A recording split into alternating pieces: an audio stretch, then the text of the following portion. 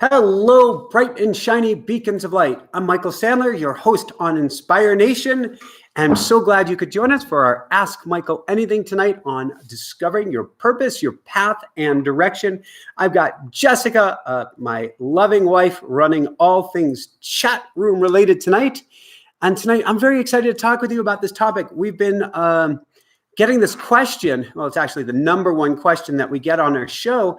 And it's been the number one question we've been getting on YouTube lately. And so we said we'd dedicate a whole episode to it on discovering your purpose, path, and direction. Before we dive into things, a very small handful of housekeeping items. First, if you like the show, please subscribe and tell your friends and family about it. Our goal is to help raise consciousness and elevate all of humanity. So share. The more that you share with friends and family, the more you help do that. So share, post on social media, help us get the word out. Also, check us out. We're one of the top shows on iTunes, iHeart, Google Play Music, and we are now on Spotify. So if you like listening rather than video, or if you're commuting, you can listen to your show on your favorite podcast outlet as well. And there we upload 5 shows a week. As far as coaching goes, we are booked for free one-on-one strategy sessions almost through the end of June. So if you want coaching anytime in the near future, and I'm really talking about the summer at this point, then you have to act now. Come on over to inspirenationshow.com/coaching and sign up for a free one-on-one strategy session today. Jessica has been working incredibly hard on our imeditations.com program. We should have some amazing free meditations up on our inspirenationshow.com website within the next week. Probably if you're not listening live, by the time you hear this, we should have some free meditations up for you, some guided meditations, amazing ones, handpicked by Jessica with some beautiful, beautiful background music as well. Just come on over to inspirenationshow.com. Lastly, we are 100% supported by you, our audience, our viewing audience.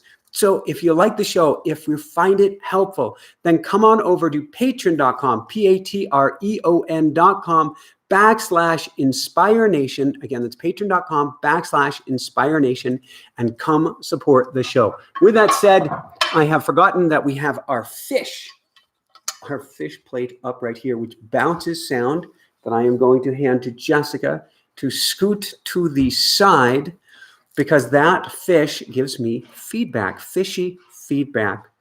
All right, let's talk about helping you discover your purpose, path, and direction.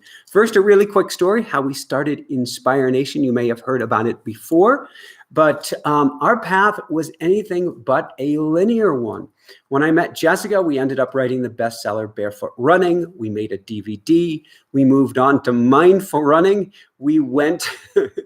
It was a very circuitous path. We went from mindful running to being broke, to moving back from Maui to New Jersey, to starting this show. It's a very circuitous path, but it did have some golden breadcrumbs, some divine breadcrumbs, to quote a dear friend of ours and former coaching client. Did have some divine breadcrumbs along the way, but it was anything but a linear path. The reason I'm pointing this out is in our perfection-driven society, where we almost don't want to start anything unless we're guaranteed success. In fact, I did an interview with a Forbes publisher, Rich Karlgaard, and I'll tell you more about that interview in a few minutes, and last week, and he was talking about a 10th grader who said, I've got to concentrate and focus on taking just the right classes to get just the right grades, to get into just the right school, to guarantee just the right future. She was in 10th grade and felt it was too late to experiment and try different things. That is a crime, and that's one of the challenges of what we've been indoctrinated, really brainwashed into in our perfection-driven, you have to get it right the first time society. But you don't have to get it, quote, right. In fact, there is no right to get. It is all path. And there is no one specific path. There is no one specific purpose.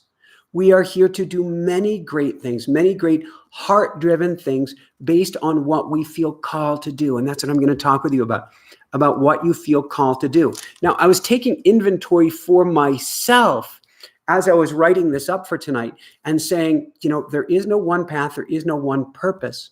We wear different hats at different periods of our lives.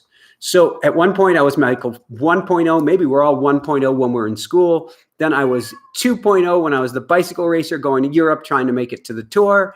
Then there was 3.0 when I came back and was a personal trainer and coach.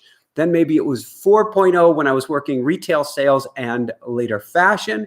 Then 5.0, I've got my master's degrees. I am an attention deficit disorder and learning disabilities coach. Maybe 7.0, Michael, the life coach. Jessica comes along, says, you are an amazing barefoot runner. We got to teach this to people. You got a great story to tell. Here comes Michael 8.0. And then eventually we get around to Michael, maybe 9.0 or 10.0, Inspire Nation host and a top level, deepest level really, life coach, really helping you dive deep on the inside. The lesson, everything adds up to your life path. Everything. And you can often see this in reverse. It's sometimes easiest to figure out where we want to go by looking at the common thread through our lives. So that is Lumi the lion saying, Mommy, I am using the litter. Can you let me know that everything is going well? And, oh no, he wants in the closet. All right, the lesson, keep your closets open for your kitty cats and look at life in reverse. How do we do this? First off, look for patterns or things from the past that you like to do and are good at. So a common exercise that I give my coaching clients when we first begin, I call it a life inventory. And this is to take for 30 days. I think I mentioned this last week as well. Write down each morning when you get up. This also helps train your brain to look for the positives. Write down 5 things that you're good at and another 5 things that you like to do. 5 things you're good at, 5 things that you like to do.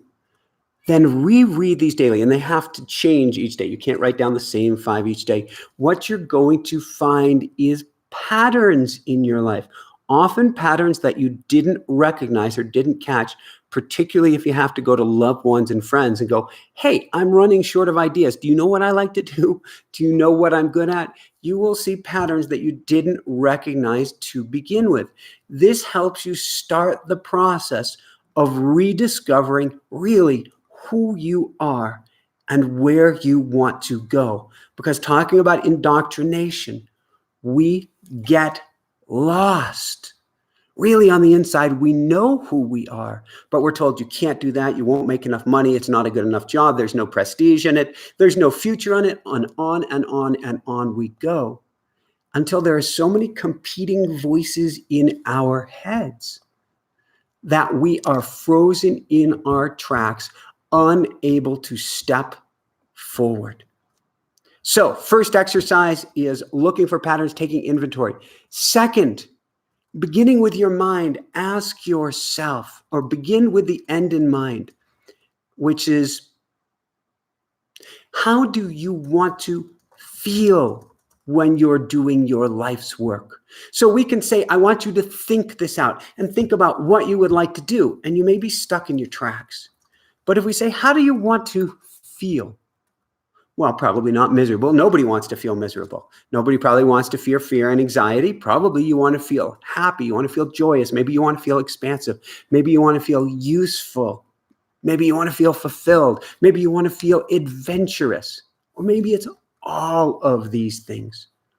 So write down, beginning with the end in mind, exactly what you'd like to do in life from a feeling point of view. Your purpose and exact direction are always linked with a feeling. So you can hop beyond the, well, I guess I need to be a firefighter. I need to make $3,500 a year or month. I need to have a condo. I need to blah, blah, blah, blah, blah. That's all the thinking mind. We want to get beyond it and go to the heart. This also prevents the dreaded lockdown of perfectionism, because there's nobody who can say, well, there's anybody who can say, well, I want to make $1 million, as in a random example. And then they go, oh, I don't know how to do it. I don't know if that's possible. Oh, and just locked down. Or to say, I want a show that reaches as many people around the world as Oprah. And I do, and we're working on it. But for many people, that might shut them down and go, oh my God, that's too big of a mountain to climb. But you never get shut down if you say, well, I want happiness. Sounds warm and fuzzy, but your inner self, your subconscious, your ego is not going to say, well, that's too big of a goal. I need to stop you right there. It wouldn't even think about that. So going to the feeling helps prevent you from hitting lockdown. Now, it's interesting. I believe that things come about in our lives at just the right time and just when we need them. So today I had a beautiful, beautiful interview. I believe it'll be out in about maybe 10 days or so on YouTube with the minister for the Aspen Chapel, Nicholas Veazey. And we discussed consciousness evolving and how we're all here to consciously evolve. Basically, for humanity and all of consciousness to spiral upwards. And we can all contribute to this, large or small. Almost everything that we do that's coming from a heart-centered space is helping us to evolve. This means that your purpose is directly linked to the evolution of consciousness and all of humanity. What does that mean? Whether your job is large or small, you can be making a difference in the world. And I would encourage you, as Nicholas would encourage you, to look for the most heart-centered job and the job that helps serve others the most. Why? Because it's all about energy. When we're playing the game at the level of energy, things that help raise people up give you more energy, leave you feeling fulfilled at the end of the day, inspired, on fire. Things that deplete you, that are not heart-centered, that you can ask the question, does this purpose, does this direction help me feel light? That's heart. Heavy, that's head. If it's feeling heavy, it's going to deplete you and in a sense deplete others around you. That's not what you came here to do. Now, that doesn't mean that we don't get to do hard work. This show, Inspire Nation, which to me is the most heart-centered endeavor I have ever done, that along with my life coaching, but there's still often a lot of hard work to get done. But at the end of the day, it feels lighter rather than heavier. So ask yourself, is this job in service to others? Does this purpose, this path feel in service to others? Does it make me feel lighter? And does it make me feel heavier? Realize we each came here with gifts wrapped around our heart. Well, I don't have any gifts. I couldn't have come here with any gifts. Do you like chocolate or vanilla? Well, I like chocolate. I like vanilla. I like mint. Where did that come from? Can you pinpoint the moment as a baby or as a child when you decided, I'll put that in quotes, that chocolate was your flavor? Of course you can't. You came here with that wrapped around your soul. You came here with different purposes and paths and direction wrapped around your soul as well. They came here as precious, special gifts. How do you find those gifts? Look at how they make you feel. It's very cliche, but a great exercise that you can do is ask yourself, write this down. We've got lots of fun exercises for you here tonight. Write down and take notes on this while we're going through this. Where would I go? What would I do if I had $1 million? Basically, if I didn't have to work anymore, what would I do? Now, first you may say kick back on the beach, relax, travel. Great. In fact, you might say travel. Great. But at first we often say, I don't want to do anything. That's okay. when we are living our lives for someone else's dream, whether that is helping raise profits for a corporation, whether that's literally working for another individual, if it doesn't feel like our purpose, our path, our passion, then we feel like we're giving our life force away. So even if you're given that $1 million, you may feel completely depleted and need to rest and recover. That's great. You would take that time. But then after that, we all want to build, we all want to grow, we all want to evolve. What would you want to do then? Write that down. Get it down on paper. Then ask yourself the second most cliche question that you can, which is such a powerful tool. What would you do if you had only a year or 2 years or 5 years to live? I give you different time periods for a reason. Oftentimes when it comes down to if I said 6 months or a year, you just want to spend time with your loved ones and do nothing else. I applaud you for that. That's awesome. And love is what the game is all about. But more than a year, maybe even more than 2 years, you want to build. You want to leave your mark on the world. You want to do something that feels special, that feels productive, that makes a difference. So if you were told I had 1 year, 2 year, 5 years to live, you could expand that if you want 10 years to live. If you knew for certain that at the end of that time period you were gone, what would you do? That itself is a clue.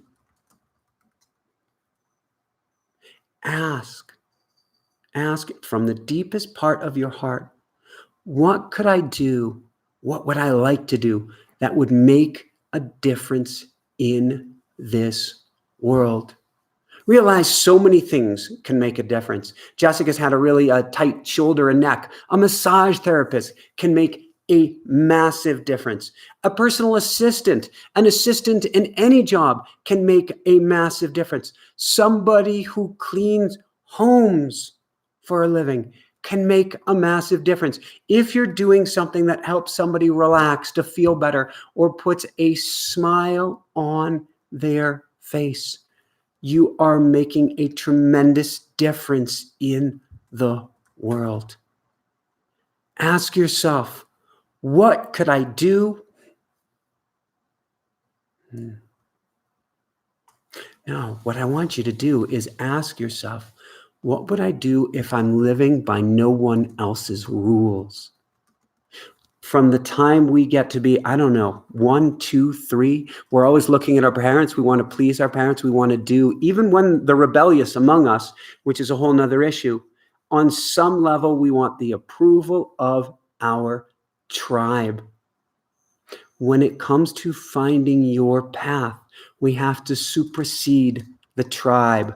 We have to ask, what do I want if nobody else was judging and if I wasn't living by anybody else's rules? This is a toughie. So you really want to go back and look at how you like to play as a child, what you enjoyed. Maybe it was traveling. Maybe it was venture. Maybe it was jumping off of a swing set. Maybe it was cooking. Maybe it was finger painting. But you get to go beyond the tribe and ask yourself, what would make me feel on top of the world? In fact, what would make me feel so on top of the world, I completely lose track of time? Next, and this is the most important thing of all, let it all go. A lot of what I've been telling you, even though it's heart-centered, has something to do with the thinking mind. The thinking mind is the driver, but it's not the brains behind where you want to go. Or in the case of Tessie, my vehicle, the thinking mind is putting something into the autopilot of the car, but it's not the one who chooses what gets put into the autopilot. So we need to let it all go, drop from head to heart, go quiet, and hear what we would like to do. Really hear it and feel it out. You can do this. Usually I have a little gold or plastic gold coin in front of me. You can put a coin into your heart before you take a hike that says, what do I want to do for this next period of my life? And then go walking without thinking about it. Or you go to sleep at night and put that coin, so to speak, into your heart and say, what do I want to do for the next 5 or 10 years? conk out and see what gets to you. But start to put these ideas into your heart and let the thinking mind go. That's why I'm always recommending automatic writing. And I'll do a shameless plug, automaticwriting.com, to do a type of journaling, a third-person type of journaling, basically journaling through meditation, where the answers come to you. That's how we found Inspire Nation. That's how we founded Inspire Nation too, is we felt lost. We felt like everything we were doing was head-centered. Well, of course, we made barefoot running. The next thing is we should make barefoot walking. And of course, this was fear-driven. Because we had a good tour on barefoot running, even though we slayed ourselves, we should do a barefoot walking tour. That literally almost got me killed. And then because, stop, breathe, go slow, go quiet, write and ask God, universe, source, the mystery above, my heart within. What's the most beautiful, loving next step for me in my life? Ask heart-centered questions and see what comes to you. What we learn through this experience is there is nothing wrong. What we learned actually is, as Einstein puts it, you can't solve a problem from the same level of energy from which it was created. In our case, we were choosing head-based decision after head-based decision after head-based decision. We all run into this challenge in life. We want that next, quote, $1 million idea. In fact, I know of people who are told by their family, is it $1 million idea? If not, don't do it. That freezes them cold in their tracks. There's nothing wrong with doing what you want, but we've got to separate head from heart and figure out what the heart wants, what those gifts are that are wrapped around your heart. And so you need to step outside of yourself, outside of your paradigm, outside of your box. And a process like automatic writing can help you to do this. Remember, everything is on path. So I mentioned the Rich Karlgaard interview. A Forbes publisher will be coming out approximately 10 days' time on YouTube. I believe it's out on audio already, so you can find it iTunes, iHeart, Spotify, all of the different places. In it, we talk about how in college, he would say he, quote, wasted his time in college. When he's in the stacks, he's in the library, his friends, including one friend like Iron Butt Ron or something like that, is sitting down and studying for hours straight. And he goes in, he sits down for half an hour, he can't concentrate. He goes to the stacks and he starts reading Sports Illustrated the whole day, which is a miracle that he actually graduated college because he really had a degree in Sports Illustrated, of which he had read every single episode since its inception. But he wasn't concentrating on his studies. So after he graduated, he went from being a Stanford graduate, Stanford track running graduate, to working as a security guard, where his main thing that he liked to do is read books and Sports Illustrated magazines in between his security guard work. He felt like he was wasting his life, I believe, until 28. It might have been 26, but I believe until 28. He's wasting his life just losing time in Sports Illustrated, in books, in other magazines. Well, guess what? He got hired by a magazine. Then he started his own magazine. Then he went on to become the publisher of Forbes magazine. In other words, he had a degree in the magazine industry, even if that little certificate, the diploma, said something else. None of that time, it turns out, was wasted. Here's the secret. None of your time has been wasted either. No matter how painful, no matter how disappointing, to quote Thomas Edison or paraphrase him, he just found out of 10,000 ways another way not to make a light bulb. But it was one more stepping stone on his path. And this is a beautiful stepping stone on your path as well. We often know what our purpose is. It's just 1 degree below the surface. We I was going to say pretend we don't know. It's not that we don't pretend that we don't know. We don't allow ourselves to follow our paths, to follow our heart, because we've been told by others why we can't do it. We've been told by our ego why it's too fearful, why it's too scary. Well, first off, fear and excitement, we've got completely confused. Fear is excitement without deliberate motion. What in the world does that mean? It means if you're a runner and you've been training for a marathon, you get to the starting line, you're going to be freaked out until you step forward. Now you're taking deliberate motion, deliberate action towards your dream of completing that marathon or doing better, and you relax into it. Deliberate motion, it has to be in the direction that you want to go in. So typically, entrepreneurs, myself included, feel a tremendous amount of fear. I feel it each and every day, but you step forward into it. You also do things to mitigate it. You do things like meditation. You do things to balance it, and you take steps back so you're not doing the backstroke in fear all the time. But don't let fear stop you. Fear is your best friend and may be guiding you on your path. If you're feeling really fearful for something, well, it could be that you're on the edge of the cliff and we don't want you to fall off of it. Step back a few steps, but check in with yourself. It may be that fear is the fuel, is the creative angst, is the creative energy that means you absolutely get to step forward.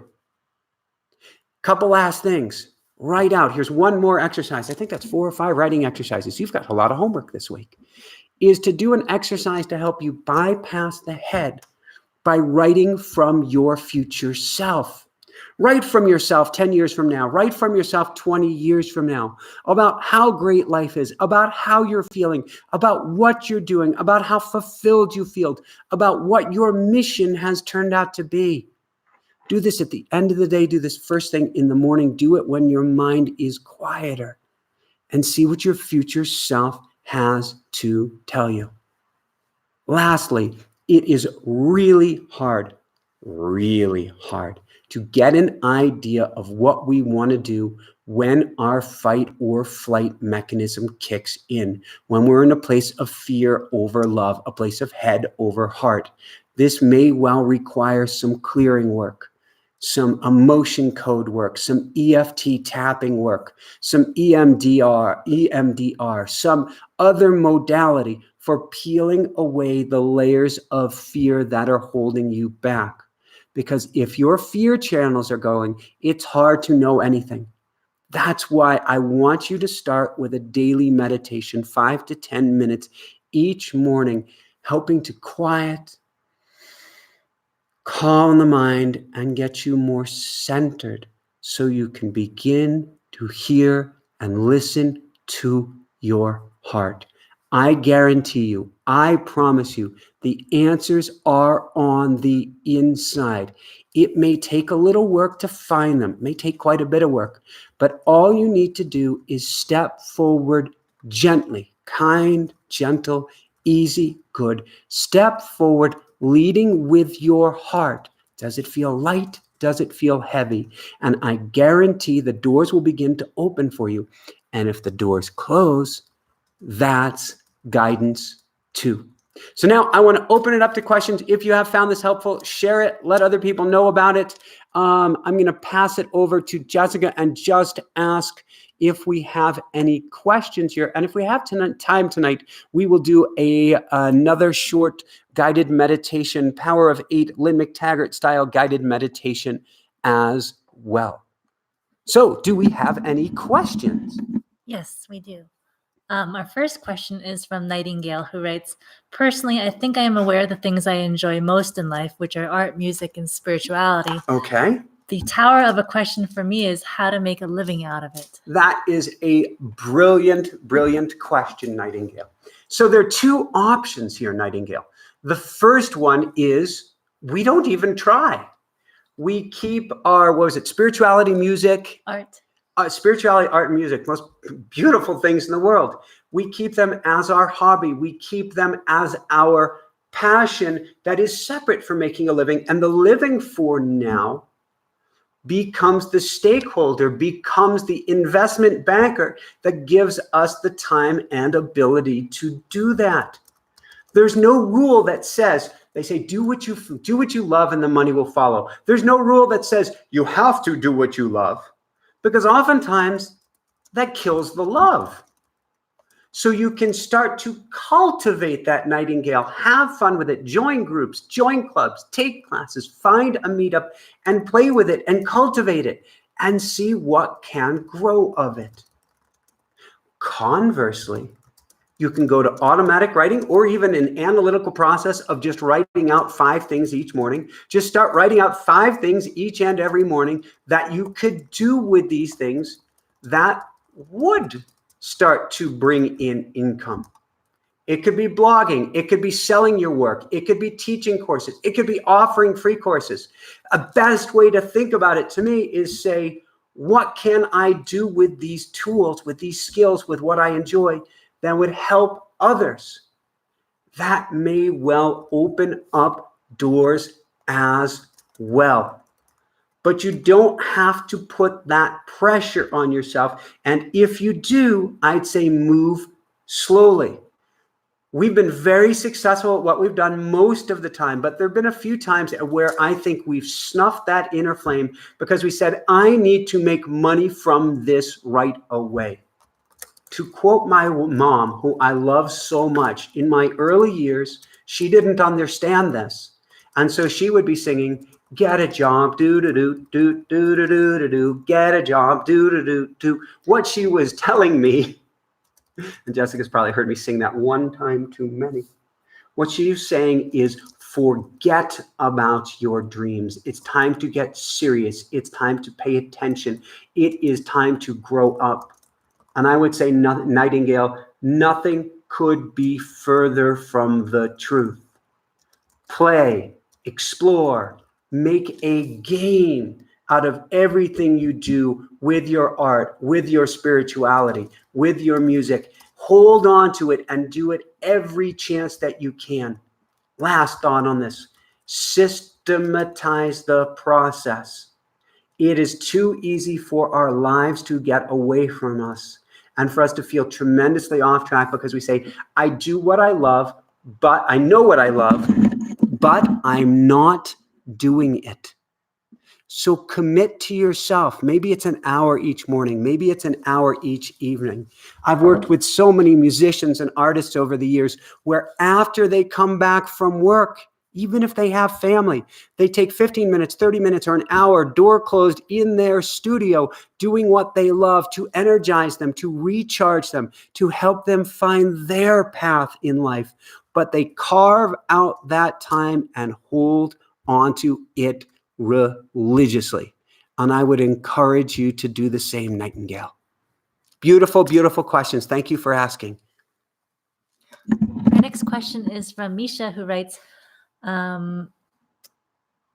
back home from hiking around the Pacific Northwest, and she just graduated from university. Excellent. Now just surrendering to my path. I'm in a committed relationship and have a fur baby now. Oh. Not sure if I should stay put or go off on my own. Misha, that is a brilliant question. And I always recommend when there's a relationship involved is moving slowly. But what I would do is I would put that question, I call it putting it out there to the universe, taking that coin of a question, dropping it into your heart at night, not to keep you restless and awake. You don't have to think about it. Just say, universe, God, source, whatever you want to call it, please help the answer come to me when I sleep. Putting it out there when you go hiking, and hiking, if it's a fur baby that hikes with you as well, putting it out there when you go hiking, and highly recommend you go to automatic writing or to a third person meditative journaling process and put it out there and ask, where am I supposed to go? What am I supposed to do? And measure every time you ask this question to yourself, does it make me feel light? Does it make me feel heavy? You've just graduated. Oftentimes when we graduate, we think the whole world has to be answered now. I mean, not now, now. I'm so sorry. But it doesn't. To actually anchor yourself in, enjoy the moment, enjoy the relationship. If it's a loving, supportive relationship, enjoy the time with your fur baby. Take your fur baby with you wherever you go. But enjoying this time in the Pacific Northwest, You've got time, no matter what society tells you, no matter what your parents tell you, no matter what anybody, in particular your fear-driven ego, we all have one, no matter what it tells you, you have time. So anchor this experience in. As Eckhart Tolle would say, be here now. Enjoy the time with your partner. Enjoy the walks, if it's by the beach or in the redwoods, wherever it is, hand in hand. Anchor in this experience and then see what bubbles up. In this society, we have this collective fire under our butts that says, ever since we were 5 or 6 years old, you need to get busy, you need to move forward now. Breathe. Nothing could be further from the truth. Instead, the greatest answers in life will chase you down. Rich Karlgaard and I were talking about it, again, Forbes publisher, about the greatest successes and successful people he's interviewed. Never, not once, has that step that springboarded someone to success came out of, well, let me think about exactly what to do next. No, it came from a mystery phone call, somebody bumping into them, a synchronicity, a coincidence, something taking place, an idea popping into somebody's head because they slowed down and allowed the universe time to come knocking on their door. It never came in the middle of busyness. I'm convinced, and I haven't read his autobiography, I'm convinced if Steve Jobs was go, go, go, go, go, go, go, which he was not, he always took walks. People would come over, he would take them for walks. He would go to the woods, I think for a week or two a year. He would step back and allow the ideas to come to him. And that's exactly what you get to do as well. So brilliant question. Breathe deep, take it all in, love up your partner like there's no tomorrow. Let your fur baby love you up like there's no tomorrow, and then love up him or her even more. And just enjoy this period of your life. Your future isn't just waiting out there. It is right here in the now. Our next question is from, and I apologize if I mispronounce your name, Dorota, who asks about the new moon coming up on May 4th, which is Saturday, and what to do during the new moon in relation to your wishes and dreams. So a beautiful question, Dorota. Not sure if I got that right either. New moons to me are always time of planting seeds. We can do this figuratively by putting something out there to the universe, God, source, help me to find my direction over this next cycle, over this next period, even over this coming summer. Or it could be time to literally plant seeds, to step forward into a direction. My recommendation is make a ceremony of it.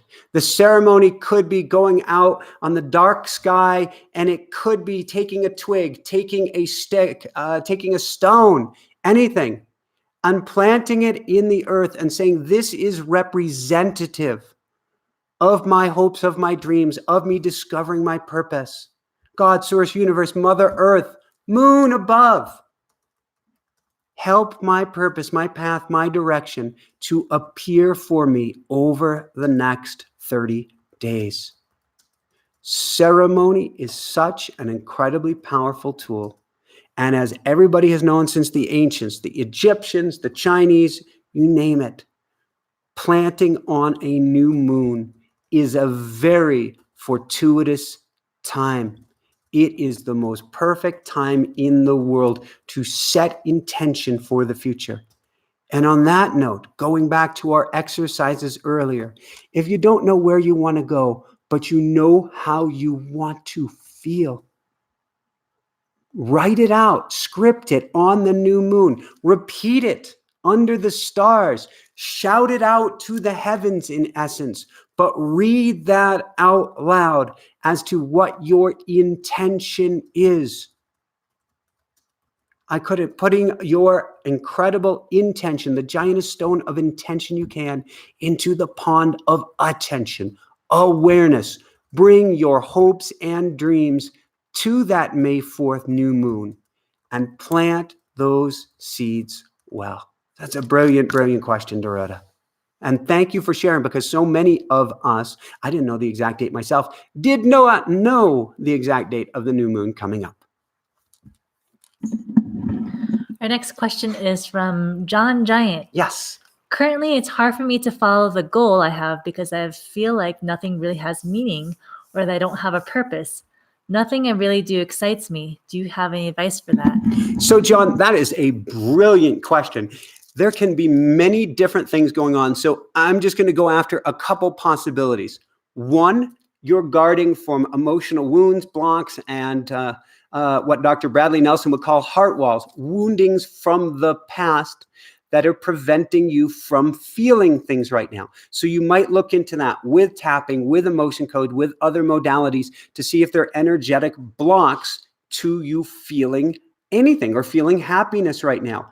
You may also have some sort of trauma that is blocking you, which goes along the same lines, which says that if I am to feel anything, that would be too scary.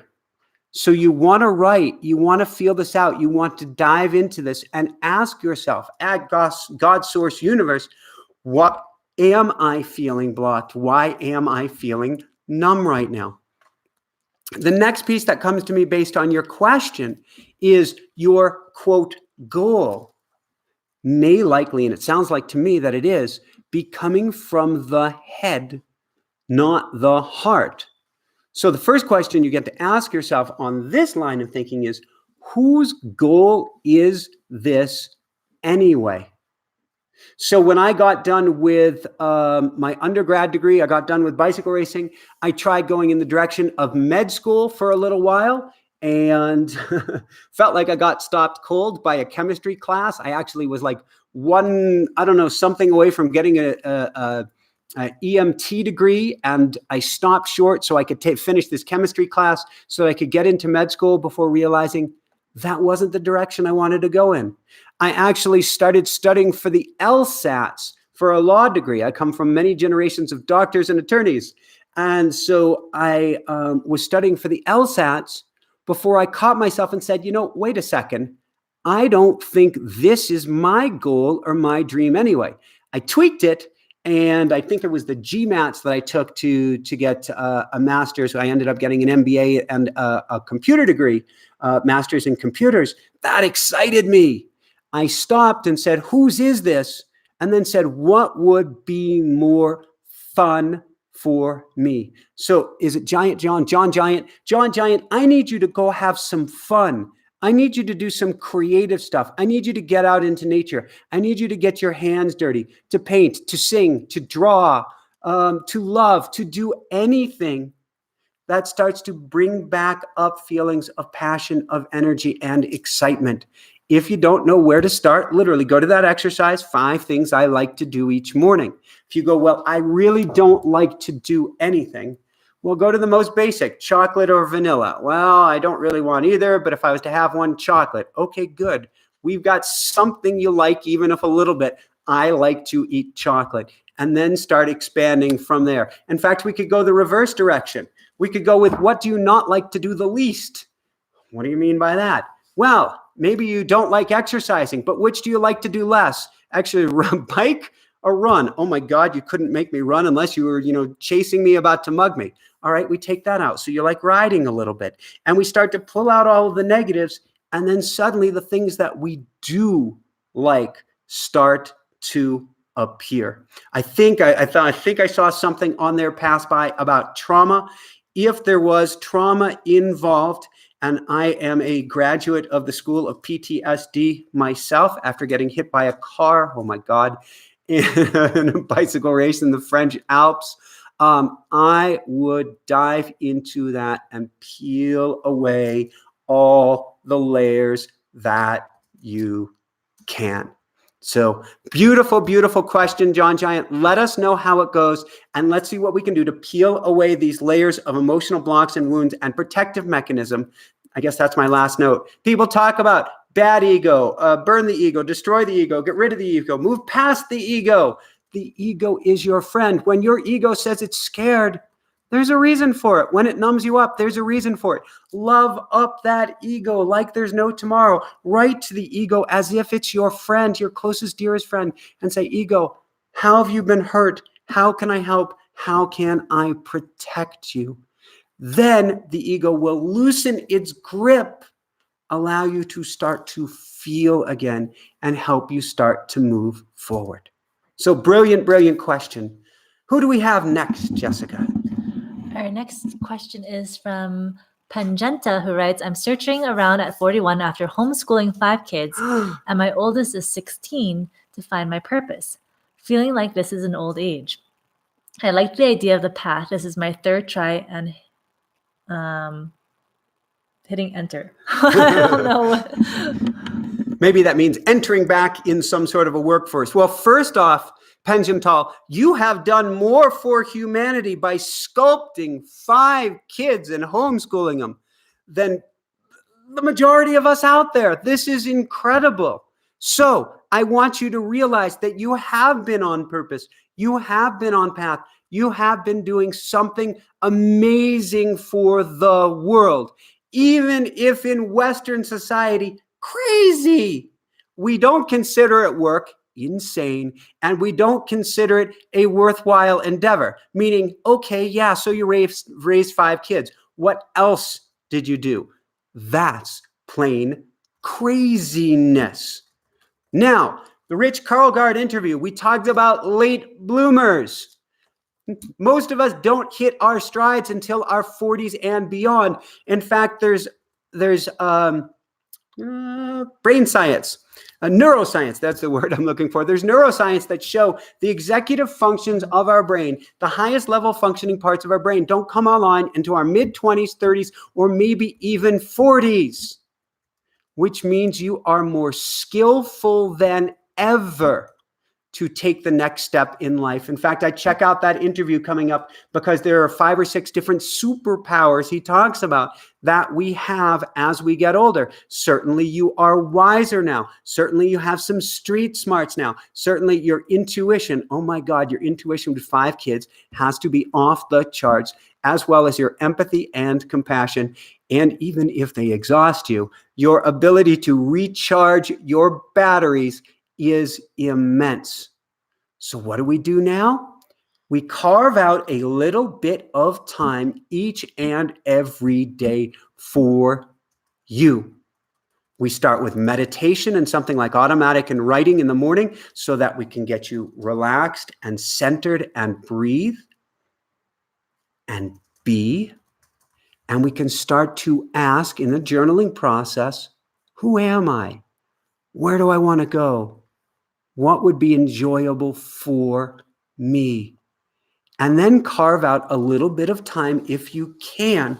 And don't be afraid to ask for help to get that time, to find that time. Carve out a little bit of time each day or every other day, just as much as you can. I understand with 5 kids, the juggling has to be immense.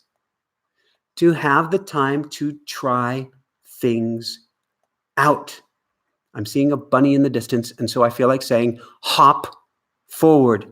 Take those hops. Take those steps forward. But you're going to have to guard and protect your time in order to do so. And then sort of like you would encourage your kids to play and try different things out, you get to play again and try different things out and dare and allow yourself to dare to dream again.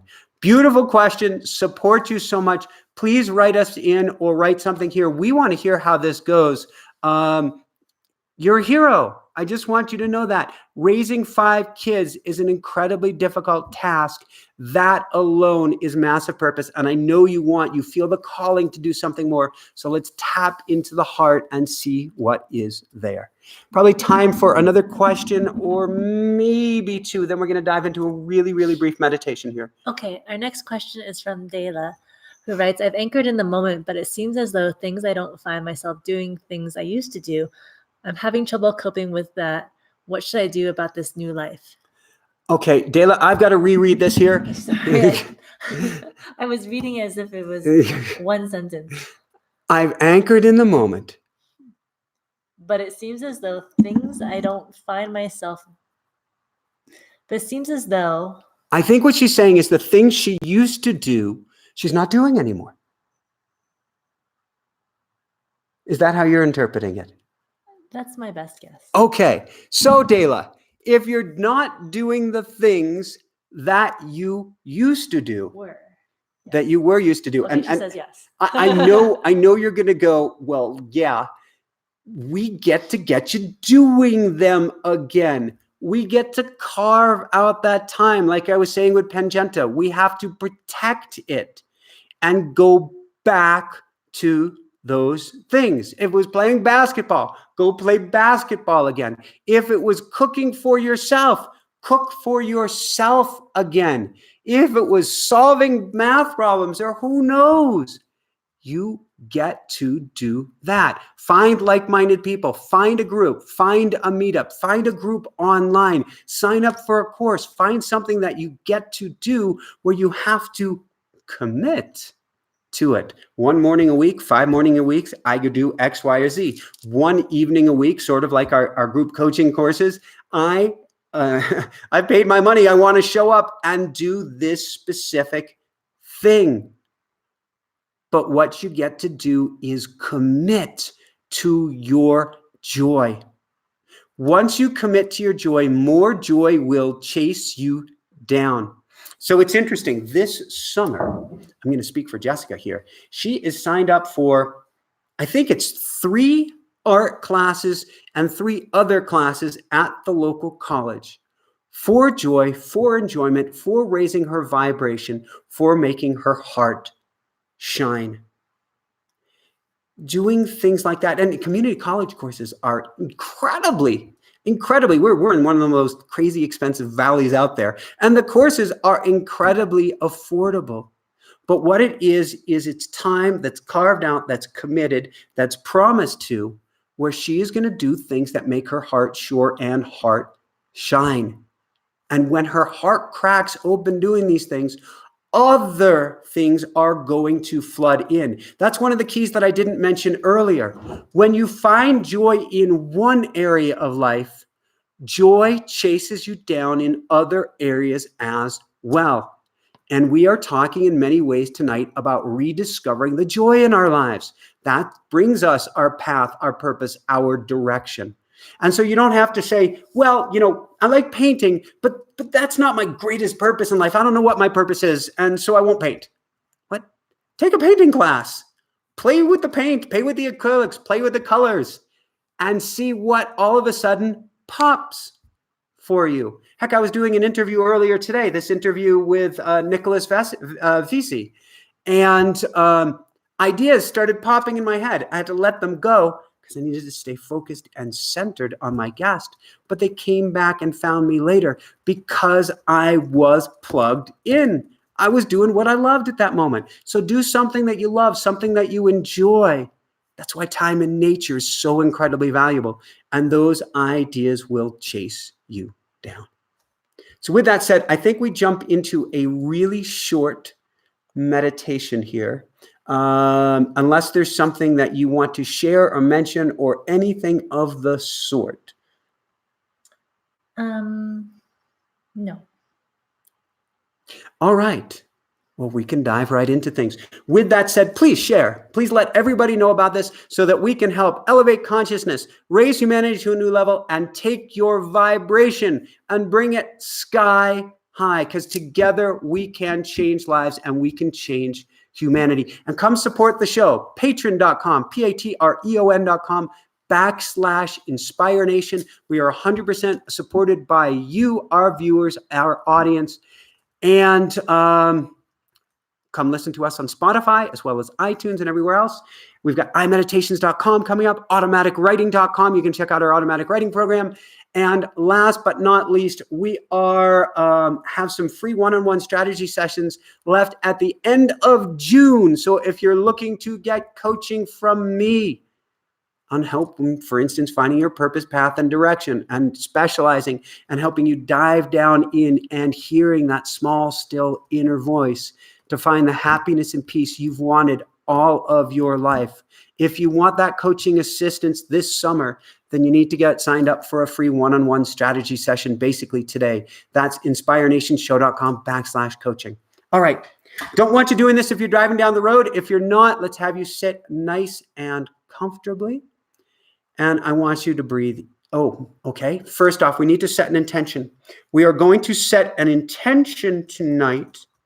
And I didn't look at what the current events are. So what we're going to do is we're going to set a selfish intention here. And you can do this meditation later on, and doing it later on, it's still going to have the power of doing a group meditation. A group meditation, everybody's energy comes into alignment together and special things happen. But even if you're doing this later on, because as Einstein said, basically time isn't real, time is all relative.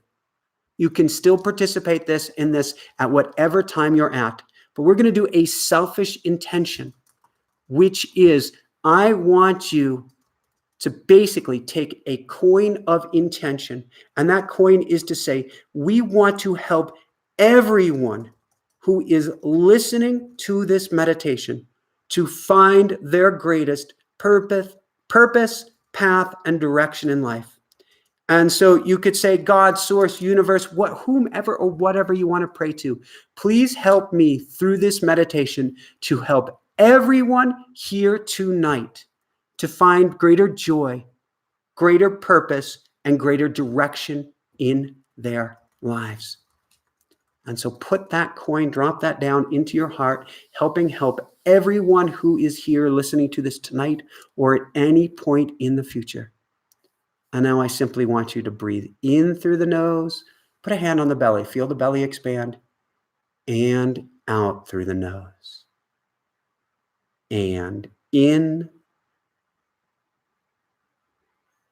and out. And in and out. Now, as you continue to breathe in and out, I want you to envision a 3, 4, 5, maybe 6 or 7-year-old version of yourself standing there by your side. Picture him or her and reach out and take her or take him by the hand. And I'd like you to go for a walk with them. Keep breathing in and breathing out. I'd like you to go for a walk down to your local park or down by your local river and just walk on a nice and gentle path hand in hand. Look at her. Smile. Make sure you've got a firm grip that lets him or her know that you've got her. And I'd like you to walk to a favorite park bench or underneath a favorite tree. And I'd like you to sit down together. You can ask how she's doing or how he's doing. Listen for the moment. Really, truly listen. And now ask them, if you could do anything, be anything, explore anything, what would you want to do more than anything else? and just listen.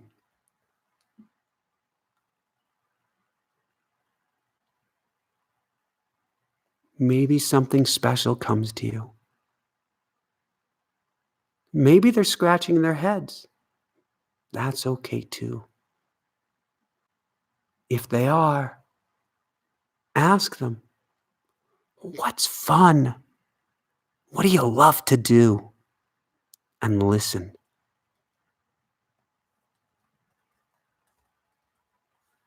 These are markers. These are guides on your path. And now ask, if you could be, do, or experiencing anything in life, how would you like to feel? Is it happiness? Is it joy? Fulfillment? Ecstatic? Energized? Peaceful? Relaxed? Calm? Safe? Or maybe something else entirely? Just listen to what they have to share. Continue to breathe in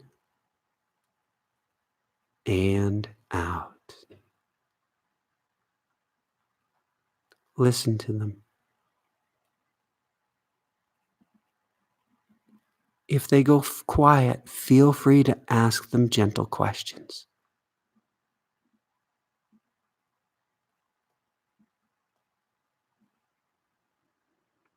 Let them know it's safe.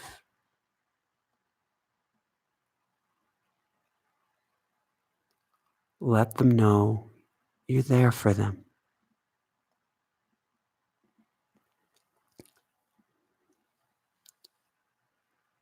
Now, in a few minutes, you're going to come back from the bench, or you could stay there as this ends.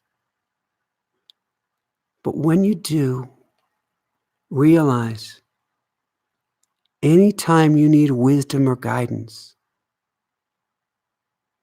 you can go to this bench and you ask your inner child, and he or she knows what they love to do more than anything else in the world.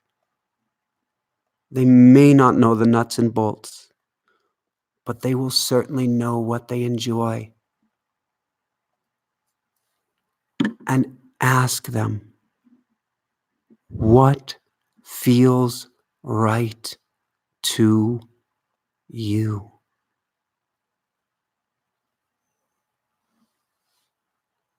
They are your wisdom keeper.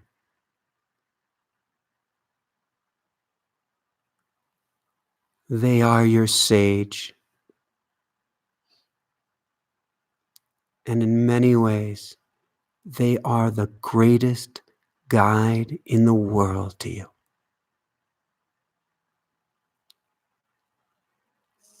So I want you to love them up now. Thank them so much for being there. Let them know you will always be there for them.